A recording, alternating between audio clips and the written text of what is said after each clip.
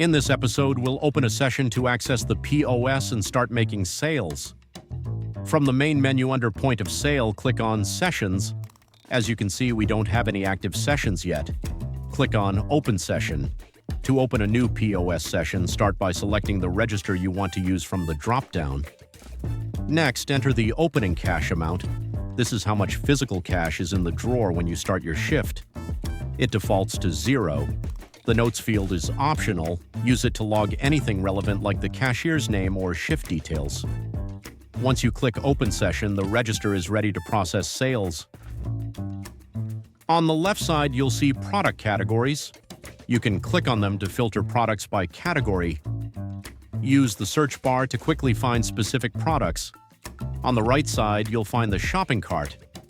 At the top, you can select a specific customer, create a new one on the spot, or leave it as a walk-in sale. In the footer, you can open additional tickets to handle multiple orders at the same time. Select any products you need, and they will be added to the cart. If you have a scanner, you can simply scan the product's barcode. As long as the barcode is configured for that product, it will be automatically added to the cart. You can also modify items directly within the cart. Once the customer is ready to pay, click the Pay button. In the payment window, select the payment method.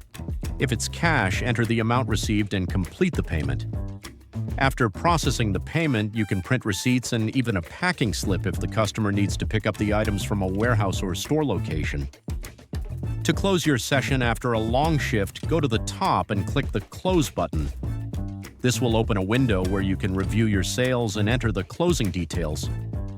In this case, we count the cash in the cash drawer. We have a total of $149.98, so we enter that amount in the Actual Cash Counted field. As you can see, there is no discrepancy. Add any notes if needed, and then proceed to close the session. Your shift is now recorded, and you can open it to view more details. In the session view, you'll see all transactions along with a full summary of the session. Thanks for watching.